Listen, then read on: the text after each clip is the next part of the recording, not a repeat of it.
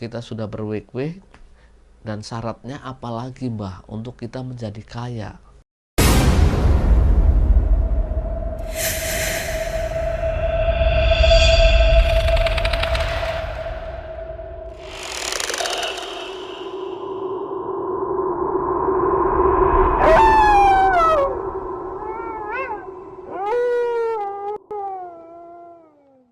Assalamualaikum warahmatullahi wabarakatuh. Ketemu lagi di channel Cerita Mbah Jono. Channel yang akan berbagi kisah-kisah nyata seputar dunia mistis. Dan hari ini juga saya akan membawakan sebuah kisah dengan judul Ritual Wik-Wik. Wik-Wik enak ora? Wik-Wik. Iya, ritualnya Wik-Wik ini. Oh iya. Seru kayaknya. Cerita ini dikirim oleh seseorang ke redaksi channel Cerita Mbah Jono. Kita balik ke cerita dengan judul Ritual Wik-Wik di Gunung Kemukus. Jreng jreng, jreng jreng, jreng.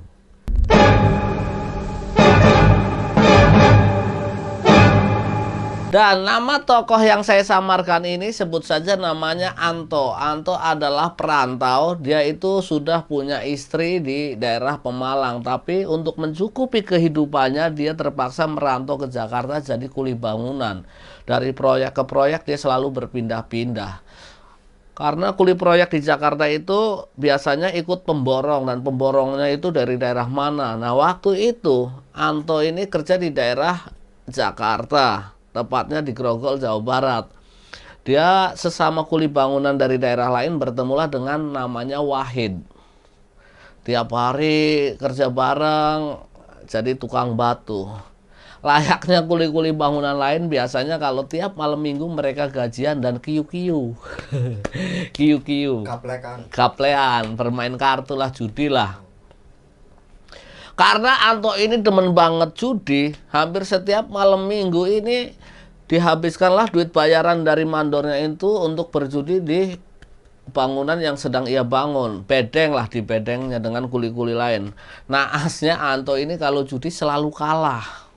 Sehingga dari kekalahan itu, tiap dia mau mengirimi keluarganya yang di kampung ini, dia tidak punya duit dan selalu minjem kanan kiri. Alhasil dia banyak utang lah ke teman-temannya. Anto mempunyai teman akrab yaitu Wahid. Wahid pun sama, tukang judi, dan dia posisinya sama kayak Anto, banyak utang. Karena mayoritas di kerjaan itu doyan judi lah. Kiu-kiu kecil-kecilan lah ceritanya ini.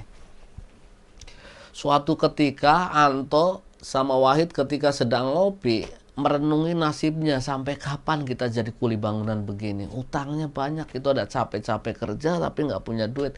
Ya memang ini salah kita. Wahid nyeletuk. Wahid kan memang beda daerah, dia itu dari Semarang. Wahid bilang ke Anto, apa kita ngepet aja apa ya? Seperti itu ke Anto. Ngepet emang gampang. Nah, karena tertantang seperti itu, Wahid pun menceritakan kalau temennya dulu pernah melakukan ritual pesugihan dan sekarang sudah sukses. Wahid menceritakannya ke Anto. Oh tenang, ada yang gampang, syaratnya enak. Emang syaratnya apa? Wik wik wik wik wik wik wik wik wik. Kalau yang di Jogja sih. Iya, oh iya, bule wik wik, ambiar. Nah mendengar itu, Anto penasaran, kok ada pesugihan yang ritualnya enak. Anto pun menanyakan, ada tumbalnya nggak? Nggak ada, kita cuma disuruh wik-wik doang. Ya karena Anto memang penjudi dan laki-laki, mendengar kalimat tersebut suruh wik-wik terus kaya, dia penasaran dan ayo kapan kita jalan? Udah, minggu depan ayo. Merencanakanlah mereka menuju ke tempat ritual tersebut, tepatnya di daerah Sragen, yaitu Gunung Kemukus. Setelah seminggu itu mereka bekerja, ketika bayaran mereka pamitlah ke mandornya untuk menuju ke Sragen. Terlebih dulu mereka mampir ke tempat si Wahid, yaitu di Semarang. Dari Semarang istirahat, baru mereka rencananya mau melanjutkan ke Gunung Kemukus tersebut. Pulanglah mereka berdua menuju ke Semarang. Dan di Semarang, Wahid sempat berpamitan ke Anto, "Tok, kamu nunggu di rumahku, aku tak cari informasi alamat tepatnya Mbah Kuncennya ke temanku yang sudah berhasil ke sana." Pergilah si Wahid ini. Nah, setelah mendapati alamat itu, berangkatlah Wahid dan Anto dari Semarang menuju ke Seragen. Tepatnya ke Gunung Kemukus. Mereka berangkat agak sorean, nyampe sana sekitar habis Isya. Bertemulah dengan Kuncennya langsung, karena memang ritual itu sudah menjadi rahasia umum lah. Banyak banget orang yang ke situ, cewek cowok. Mereka menghadap Kuncennya, "Mbah, saya kesini pengen sesuatu, Mbah." "Siapa? Kamu atau kamu?" Menunjuk Anto atau Wahid. "Kalau bisa dua-duanya, Mbah. Saya pengen berdua ini kaya." Bilangnya si Wahid. "Ya, kita coba aja. Siapa tahu siapa yang beruntung," kata Mbah Kuncennya. "Kita coba aja dua-duanya." "Nah, syaratnya apa nih, Mbah?" kata Anto. Mbah pun menjawab, "Oh, di sini nggak ada syarat apa-apa, cuman hiburan aja." Mereka makin bingung, kok syaratnya hiburan, maksudnya apa? Akhirnya Mbah Kuncen pun menjelaskan, "Ya syaratnya memang gampang, cuman hiburan, tapi nanti kalau malam Jumat Pon." Nah, karena hari itu hari Rebo, mereka akhirnya bingung, kok berarti kita harus menunggu Jumat Pon. Lah iya, nggak sembarangan hari bisa melakukan itu. Nah, hiburannya itu apa, Mbah, maksudnya? Atau kita joget TikTok?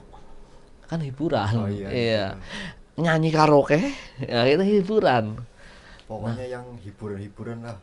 Nah, si Mbah Kuncen pun menjelaskan, "Nah, begini, yang dimaksud dengan hiburan, kalian datanglah lagi ke sini malam Jumat Pon dengan membawa seorang perempuan. Dan perempuan ini harus bersuami. Terus kalian melakukan hubungan badan, sewalah satu kamar di daerah sini." Karena di daerah itu emang sudah menjadi tempat ritual seperti itu. Ada beberapa warga yang menyewakan kamar-kamar untuk melakukan itu. Nah, Anto dan Wahid saling tatap. Mereka bingung. Waduh, harus membawa pasangan wanita yang sudah mempunyai suami. Anto nggak mungkin pulang ke Pemalang nyari pasangan. Wahid yang dekat juga bingung, dia mau mencari siapa wanita yang mau diajak untuk ritual tersebut. Setelah mereka ngobrol begitu dengan Mbah Kuncen, akhirnya mereka janjian, "Udah, Mbah, misalkan nanti malam Jumat Pon saya sudah menemukan pasangannya, saya kesini lagi, Mbah." "Oh ya udah, gitu mendingan kamu balik lagi." Dari Seragen itu mereka balik lagi lah ke Semarang. Sepanjang perjalanan mereka mikir, harus membawa siapa ini perempuan yang sudah punya suami mau diajak wik di Gunung Kemukus tersebut untuk ritual. Dalam perjalanan menuju Semarang, akhirnya mereka istirahat, tidur. Sepanjang hari itu mereka berpikir, gimana ya, Tok? Kita mau cari siapa? Wahid juga bingung. Duh, siapa di sini, masa saya mau ngajak siapa? Karena dua-duanya pengen melakukan ritual itu. Ketika lagi ngobrol itu, istrinya Wahid datang menyuguhi kopi. Ceng. Dari menyuguhin kopi, pamit ke belakang, si Anto punya ide ketika melihat istrinya Wahid. Aha, tereng. Keluar Lampu, ada bintang. lampu. Iya, keluar Oh, bintang-bintangnya. iya, bintang-bintang. "Aku ada ide," ya, kata si Anto. Anto dengan gak enak hati ngomong ke Wahid, "Hid, gini aja, Hid. Bagaimana yang melakukan ritual aku aja nih." Nah, terus ceweknya, "Nah, istrimu boleh nggak diajak ke sana?" Wahid langsung kaget. "Ya boleh." Kok segampang itu? Enggak. Awalnya Wahid kaget, tapi karena desakan ekonomi Wahid juga memang butuh duit banyak. Akhirnya dengan berpikir, udah aku pikirin dulu deh. Setelah berpikir, berunding dengan istrinya, Wahid pun pagi harinya mengiyakan. "Tok, ya udah nggak apa-apa, Tok. Ini demi kesuksesan kita, Tok. Tapi ingat, ketika sukses nanti, ingat bagianku loh. Ini istriku loh, aku ikhlaskan." Sang istrinya pun sama ternyata. Maksudnya menyetujui saran dari Anto. Mungkin karena Anto ini lebih tampan dari Wahid, makanya gitu. istrinya juga mau. Atau mungkin mereka sudah sama-sama capek jadi orang miskin sehingga mau melakukan ritual itu. Istrinya pun sempat meyakinkan ke Wahid, ini beneran yakin beneran berhasil enggak? Wahid meyakinkan kalau temennya juga berhasil dengan cara itu. Tibalah di Jumat Pon, mereka meluncur lagi ke daerah Sragen. Melajulah mereka antara Wahid, Anto, dan istrinya Wahid bertiga menuju ke kota Sragen, ke Gunung Kemukus. Mereka langsung bertemu dengan Kuncen. kuncennya. Mereka bertemu dengan kuncennya, mereka ngobrol, "Bah, seperti janji kita kemarin, kalau memang malam Jumat Pon kita udah dapet apa yang menjadi syaratnya, kita datang lagi." Jelas Wahid. "Nah, ini istri saya. Terus ini Anto, saya terpaksa karena memang saya nggak menemukan pasangan untuk ritual tersebut. Saya nunggu aja biar mereka yang melakukan ritual." Mbah Kuncenya pun, "Oh begitu, ya udah berarti satu aja ini yang melakukan ritualnya." Iya, ritual lah mereka malam-malam tuh. Tepat tengah malam, jam 12-an, mereka menyewa satu kamar, sementara Wahid menunggu di rumah Kuncen tersebut. Kuncen sebelumnya mengantarkan mereka ke salah satu kamar yang memang disewa. Tapi sebelum melakukan itu, baik istrinya Wahid maupun Anto disuruh mandi benar-benar bersih, wangi. Mereka memakai deodoran, minyak wangi, pokoknya sebelum melakukan itu mereka harus bersih-bersih dulu. Melakukanlah mereka ritual di salah satu kamar itu. "Oh no, oh yes, oh no, Kayak gitu. oh yes." Enggak, ada orang sebelahnya nyanyi. Oh, lagi Mereka nyanyi. belum melakukan ritual. Oh, Kan belum. ada lagu itu, nggak apa-apa Oh, kan. ada yang lagi karaokean gitu. Ada yang lagi karaokean. Melakukanlah ritual tersebut sampai jam 3, akhirnya mereka balik lagi ke rumah Mbah Kuncen tersebut antara istrinya Wahid dan juga Anto. "Mbah, kita sudah melakukan ritual." Nah, karena yang melakukan ritual ini Anto dan istrinya Wahid, ketika sehabis ritual mereka yang suruh masuk ke dalam kamarnya Mbah Kuncen ini cuman mereka berdua, sementara Wahid suaminya suruh nunggu di luar. "Bah," kata Anto nih, "kita udah melakukan ritualnya, Mbah. Kita sudah berwik-wik dan syaratnya apalagi, Mbah, untuk kita menjadi kaya." Mbah itu lalu menyiapkan beberapa sajen-sajen, terus melakukan ritual dengan benda keramatnya, mungkinlah itu namanya ya, semacam pusaka lah, ritual.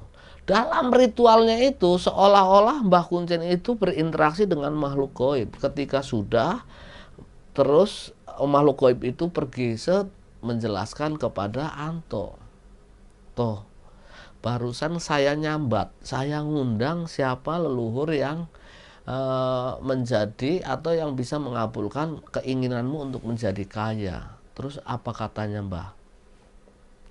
"Buat Anto, kamu mulai sekarang kalau bisa kerjamu jangan jadi kuli bangunan."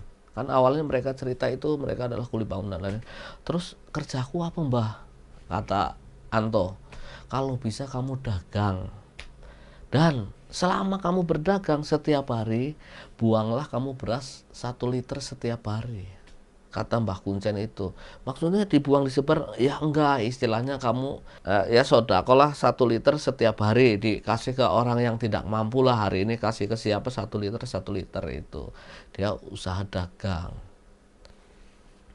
"Nah, syaratnya itu aja, Mbah, nggak ada syarat lain?" "Oh ada, setiap 10 Jumat Pon kamu balik lagi beserta pasanganmu ini ke sini. Berarti 10 bulan sekali harus datang ke situ. Mungkin untuk melakukan ritual wik-wik lagi." Nah, akhirnya diiyakanlah. "Oh gitu, Mbah. Ya udah, saya besok mencoba menata untuk perjualan saya sambil mikir-mikir." Nah, si perempuan, karena memang si perempuan juga melakukan ritual itu untuk kaya. Terlebih ambisinya suaminya yaitu Wahid. "Mbah, kalau saya apa, Mbah, usahanya? Kalau Mas Anto ini kan katanya suruh dagang, kalau saya gimana, Mbah?" Nah, kembali lagi Mbah Kuncen melakukan ritual lagi ketika dapat pertanyaan itu dari istrinya Wahid atau pasangan dari Anto yang ritual malam itu. Ritual membaca mantra-mantra. Setelah membaca mantra-mantra seperti interaksi lagi dengan ya yang mempunyai itulah wewenang untuk menjadikan kaya itu, makhluk itulah akhirnya berinteraksi. Ketika berinteraksi ngomonglah ke istrinya Wahid ini, untuk kamu Mbak, kamu nggak perlu usaha apa-apa. Yang penting setiap malam Jumat kamu kalau bisa selalu berhubungan dengan suamimu. Dan ingat, pesan ke suamimu juga, setiap kali berhubungan kalian berdua itu mandi bersih, wangi-wangi. Dan setiap hari kamu harus buang duit sebesar 15.000, dikasihkan ke anak yatim, kayak intinya bersodakoh juga, kata Mbah Kuncen tersebut. Terus penghasilan kita dari mana Mbah? Sedangkan kita harus memberikan orang setiap hari 15.000. Nah, gini Mbak, setiap malam Jumat itu ketika kamu habis wik-wik dengan suamimu itu, nanti ada makhluk yang memberikanmu harta. Entah itu emas, duit, atau apapun yang berharga buat kamu. Seperti itu. Setelah semuanya jelas, akhirnya mereka berpamitan. Mereka berpikiran positif kalau nanti pulang dari situ ngikutin arahan dari kata Mbah Kuncen pasti akan sukses. Pulanglah mereka, pamitan ke Mbah Kuncen, pergi baru 5 langkah mereka jalan. Perempuan atau istrinya Wahid bilang ke Wahid, Mas sebentar deh, ada apa? Sendalku yang satu kecengan, ketuker. Balik lagi. Apaan? Jadi ke rumah Kuncen, jadi sendalnya selewahan, apa namanya, singsalan. Ketuker lah. Ketuker, dia pakai sendal yang nggak pas. Oh, sendalku ketuker. Karena janggalan dari sendalnya ngerasa nggak nyaman, istrinya pulang lagi nuker sendalnya, akhirnya ketemu, balik lagi lah. Mereka pulang, sepanjang perjalanan pulang dari Sragen menuju Semarang, mereka akhirnya berencana. Sudah nggak ada kata malu-malu lagi ketika istrinya digauli oleh temennya ini. Udah, yang penting pikiran mereka adalah kaya dan sukses. Dalam pikiran Wahid pun sama, gampang masalah perempuan mah, nanti ketika aku sukses, perempuan tinggal beli 300, micet, open BO. Itu duitnya banyak. Iya. Gampang lah ya. Gampang. Nah, pulanglah mereka, berpisahlah nih antara Anto dan Wahid. Mereka pengen cepat-cepat melakukan apa petunjuk dari Mbah Kuncen, yaitu Anto untuk berdagang, sementara istrinya Wahid dan juga Wahid setiap harinya membagikan duit 15.000. Singkat cerita, nih cerita singkat. Singkat kok cerita-cerita? Cerita singkat-singkat. Cerita singkat-singkat. 2 bulan berlalu dari kejadian itu, Anto menelpon Wahid. Hid, ada bisnis besar-besaran. Apa? Saya dapat investor suruh dagang barang-barang elektronik yang besar. Tempatnya sudah ada, mobilnya sudah ada, barang-barangnya sudah ada. Kamu mau nggak bantuin saya jualan? Kata Anto. Wahid yang berpikiran, oh berarti ini udah mulai manjur ritual wik-wik di Gunung Kemukusnya. Akhirnya mau. Dari Semarang mereka janjian ketemu di Pekalongan karena yang memodali atau investornya itu berada di daerah Pekalongan. Sudah menyiapkan toko besar. Ketemulah mereka di toko tersebut. Wahid beserta istrinya datang. Anto yang dari Pemalang pun sudah di situ. Sepakatlah mereka. Investor tahunya pokoknya jualin, keuntungannya nanti dibagi berapa-berapa tanpa modal lah intinya. Tiba-tiba saja si Anto itu kok ketemu orang yang percaya sama dia dan modali dengan taksiran nilai jumlah barangnya itu ya MM-an lah, elektronik, ada kulkas, TV, radio, komputer, tang, obeng. Oh, tang obeng. Ini buat benerin sih. Oh. Nggak ada ya? Nggak ada, kalau tang obeng itu adanya di toko bangunan. Oh iya. Aduh, salah. Jadi alat-alat elektronik yang harganya memang lumayan ya, kayak kipas, magicom, TV, speaker kayak seperti itulah ya. Kalau satu TV aja bisa 2 jutaan, 3 jutaan yang flat, itu banyak TV berarti kan bisa 1 M-an. Bekerja samalah mereka ini. Nah, Wahid karena dari awal sudah mencoba mengorbankan istrinya, dia males-malesan untuk bekerja. Dia nyewalah rumah di sekitar toko tersebut. Wahid udah kayak mokodo lah, yang suruh kerja justru istrinya. Udah kamu kerja aja lah, bagianku kan nanti setiap malam Jumat Pon aku harus menyetubuhi kamu, kayak gitulah untuk syarat kekayaan mereka itu. Ya, ritual itu dilakukan oleh istrinya Wahid dan juga Anto. Kalau tiap pagi Anto harus memberikan beras 1 liter, istrinya Wahid dia harus membagikan 15.000, dan setiap malam Jumat Pon harus berhubungan badan dengan suaminya. Mereka kehidupannya mulai membaik nih, mulai kredit mobil lah si Wahid ini. Kalau si Anto memang dapat fasilitas dari investornya ini, punya mobil buat ngirim-ngirim barang, dia masih belum memikirkan untuk hal-hal seperti itu. Nah, karena seringnya bertemu antara istrinya Wahid dan juga Anto di toko itu, mereka makin dekat. Sedangkan si Wahid kan sibuk dengan dunianya. Dia sudah punya duit, bahkan sedikit tidak memikirkan istrinya. Ya udahlah sana istrinya, yang penting dia pengen perempuan kayak apa sekarang udah kebeli. Dari kedekatan itu makin dekat, kayak mereka seolah-olah berpacaran antara istrinya Wahid dan Anto. Suatu ketika pemilik modal atau investor setiap kali berkunjung ke situ juga menaruh hati kepada istrinya Wahid itu. Entah aura apa yang ada di istrinya Wahid menjadi kelihatan cantik di laki-laki lain. Sementara buat Wahid, justru Wahid sudah tidak peduli. Terjalinlah cinta segi empat nih. Wahid sama Anto sama investornya ini serta istrinya Wahid ini. Sang investor seringkali cemburu dengan Anto. Dari yang awalnya usaha mereka lancar, karena investornya jatuh hati ke perempuan atau istrinya Wahid ini, merasa sering cemburu dengan Anto. Begitu juga Anto sering cemburu ketika investornya datang ke toko dan ngobrol dengan istrinya Wahid itu. Lucu, justru yang cemburu orang lain, Wahidnya malah asik sendiri. Singkat cerita, makin lama hubungan mereka ketiganya makin dekat, hingga terjadi percekcokan antara Anto dan pemilik investor itu. Pemilik modal itu seolah mengada-ngada untuk biar bisa menyingkirkan si Anto. Ya, meributkan soal barang lah, meributkan soal keuangan lah.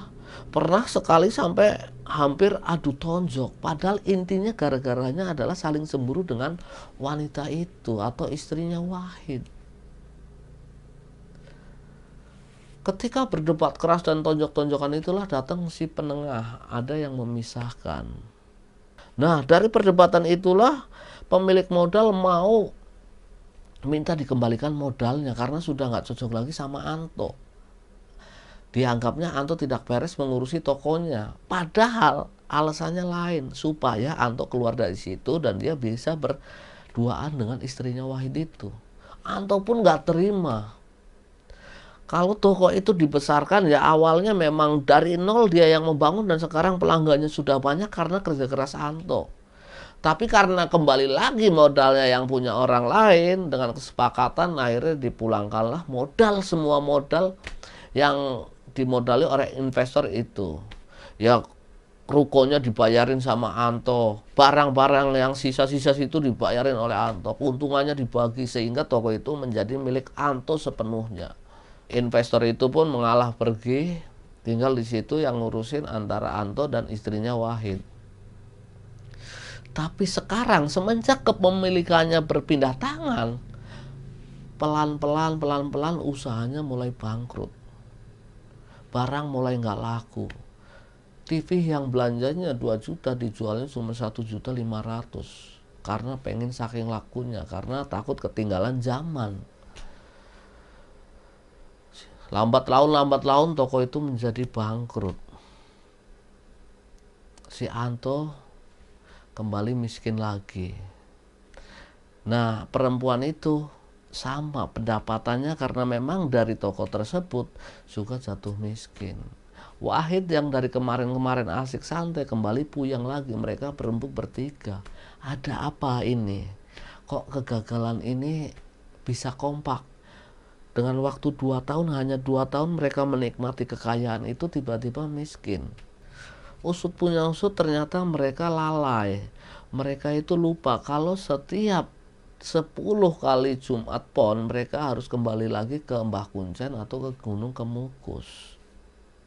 Mereka berniat untuk melakukan itu lagi, tapi kali ini karena istrinya Wahid sudah lelah dikorbankan. Sementara kemarin-kemarin waktu mereka punya duit, malah Wahid yang asik-asikan santai, kali ini menolak. Mereka akhirnya berselisih pendapat. Bahkan dari perdebatan itu ada ucapan si istrinya Wahid minta cerai. Wahid terpukul. Kalau selama ini yang menemani dia ternyata susah senangnya istrinya. Bahkan istrinya rela berkorban apapun demi kebahagiaan Wahid. Dia terpukul. Istrinya Wahid tetap kekeh dalam pendiriannya. Dia minta cerai. Berantakanlah rumah tangganya. Sudah miskin berantakan. Nah, istrinya semenjak bercerai itu dia mulai ke agama. Dia menyesali segala perbuatannya, zina dan lain-lain dengan orang lain. Dia berkonsultasi dengan guru spiritualnya, orang pintar atau ustadz. Dia menceritakan pengakuan dosanya ke ustadz itu. Dan benar saja yang dikatakan ustadz itu. Dia penasaran apa yang dilakukan kok dengan wik-wik bisa kaya. Nah, setelah guru spiritual atau ustadznya istrinya Wahid itu menelusuri dengan mata batinnya, mungkin dia punya ilmu atau apa, kenapa hanya dengan wik-wik bisa kaya. Di sini terjawab, sosok atau jin yang mengabulkan segala keinginan manusia dengan kaya seperti itu, ternyata dia menikmati ketika melihat istri orang wik-wik atau berzina dengan orang lain. Makanya sang Kuncen itu nyambung dulu ketika hanya hiburan. Ternyata dia memberikan hiburan kepada makhluk gaib ini untuk menonton mereka berzina layaknya binatang. Mungkin kalau digambarkan ini jinnya atau setannya, terus di bawah ini dua orang sedang mesum nih, istri orang dan juga Anto. Wow, asik nih ya. Kalau digambarkan. Kembali lagi istrinya Wahid bertanya, Pak Ustadz, terus setiap malam Jumat saya harus berhubungan dengan suami seperti ritual yang saya alami waktu di Gunung Kemukus itu apa Pak Ustadz? Nah ini, mungkin ketika kamu berhubungan dengan suamimu setiap malam Jumat itu, sosok itu memasuki raga dari suamimu ini. Ya, entah dia hanya menikmati kamu ketika mendesak atau dia menikmati lewat raga suamimu ini. Na'udzubillah min dzalik. Nah, singkat cerita, ketika istrinya Wahid sudah malah mulai bertobat, Wahid justru cenderung nggak jelas kemana. Terakhir dengar kabar katanya dia merantau ke daerah Sumatera. Sedangkan Anto ini seperti orang stres, orang kurang. Dia bisa berjalan ngomong sendiri. Wah, dua. Jadi setiap harinya seperti itu. Dia diklaim masyarakat sekelilingnya udah kayak kurang on lah istilahnya pikirannya. Jadi orang gila, ODGJ. Terselamatkanlah istrinya Wahid ini karena buru-buru minta cerai dan dia kembali ke jalur yang benar. Nah, sampai di sini dulu ceritanya teman-teman, karena memang cerita yang kita terima hanya sampai di situ. Mudah-mudahan di cerita ini ada hikmahnya. Kalau segala sesuatu instan, pasti jatuhnya juga akan instan. Atau kita mencari sesuatu dengan instan, pasti buruk akibatnya. Maka cintailah prosesnya, karena ada keindahan dalam setiap proses. Puncak yang indah itu dilalui dengan terjalnya tanjakan-tanjakan ketika kita memanjatnya. Terhibur ataupun nggak terhibur dengan channel ini, yang jelas terima kasih buat teman-teman semua udah menonton konten ini. Karena dengan Anda menonton konten ini berarti Anda sudah menyelamatkan satu pengangguran seperti saya. Salam AdSense.